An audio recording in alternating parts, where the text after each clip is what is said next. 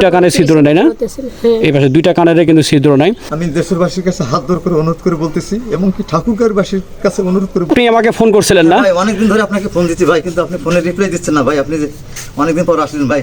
আচ্ছা, কিসের জন্য ফোন করছিলেন বলেন তো? ভাই আসলে আমি অ্যাক্সিডেন্ট করেছিলাম গত 1 বছর আগে। হ্যাঁ, 1 বছর অ্যাক্সিডেন্ট করার পরে মেরুদণ্ডের আমার 3টা ডিস্ক নষ্ট হয়ে গেছিল। তার আগে আমি একটা মসজিদে ইমামতি করতাম। ইমামতি করা অবস্থায় তখন একটু ব্যথা করছিল, করতে করতে করতে করতে একদিন নামাজ পড়তে যাই, আমি ওখানে অজ্ঞান হয়ে পড়ে যাই। পড়ে যাওয়ার পরে যে আমার ট্রিটমেন্ট করে দেখে, এমআরআই করে দেখে যে আমার 3টা ডিস্ক নষ্ট হয়ে গেছে। তখন ওরা আমাকে ওই মসজিদ থেকে চাকরিচ্যুত করে, মানে চাকরি থেকে বের করে দেয়। তখন আমি পরিবার নিয়ে, আমার পরিবারটা নিয়ে আমি খুব ভালো, আল্লাহ আমাকে চালাইছিল। এখন আমার চলার মতো কোনো গতি নাই। এখন আমি আপনাকে এই জন্য ফোন দিছি যে আমার বাড়ি ঘর ছাবর অস্থাবর কিছুই নাই, যা সম্পদ ছিল সব আমরা বিক্রি করে চিকিৎসার পিছনে খরচ করছি। এখন শেষ পর্যন্ত ডাক্তারে এসে বলছে যে আমাকে এটা অপারেশন করতে হবে। এটা অপারেশনের মূল্য দাঁড়াইছে 1,80,000 টাকা ভাই, যার মোটেও আমার পক্ষে সম্ভব না। আমার একটা বাচ্চা প্রতিবন্ধী, তার 2টা কান নেই। কোনটা বাচ্চা?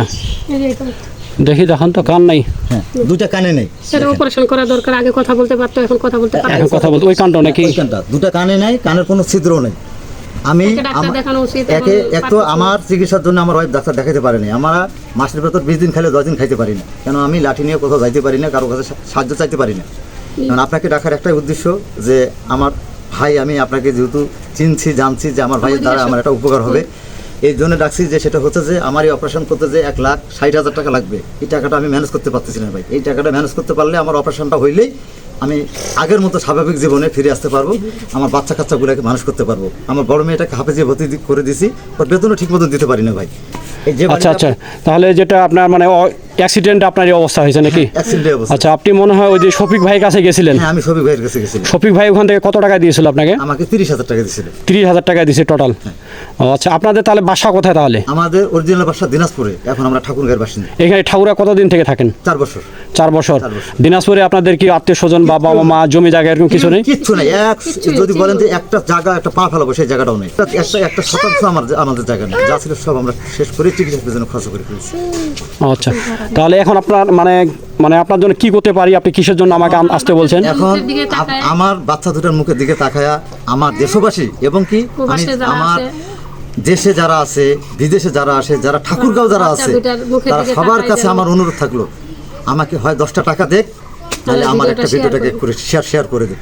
আমি আমার বাচ্চা দুটার দিকে দেখে যেন আমাকে তারা যেন বাঁচায়, আমার বাচ্চা দুটাকে দেখে যেন তারা আমাকে বাঁচায়। আপনার কি 2টা মেয়ে? হ্যাঁ, আমার 2টাই মেয়ে, আর কেউ নেই।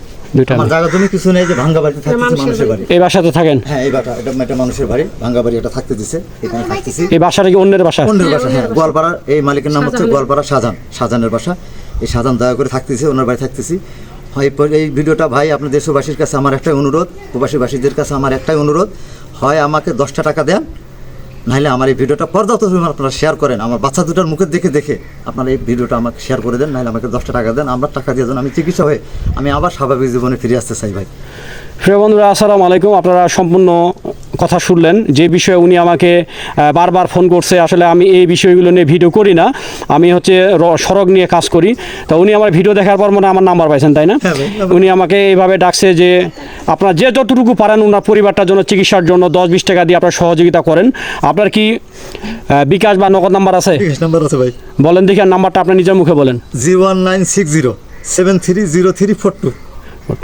আচ্ছা, তো আমরা মানে ওনার কথা হচ্ছে যে যতটুকু পারেন 10-20 টাকা দিয়ে ওনাকে সহযোগিতা করেন। এই 10-20 টাকা সহযোগিতা হয়তো উনি একটা সুস্থতা পেতে পারে। আপনার এই 10-20 টাকা দিয়ে হয়তো উনি চিকিৎসা করে সুস্থ হয়ে সুন্দর জীবন নিয়ে হয়তো উনি ওনার সংসারটাকে উনি পরিচালনা করতে পারে। দেখতে পাচ্ছেন ওনার একটা ফুটফুট মেয়ে। তোমার নাম কি আমু?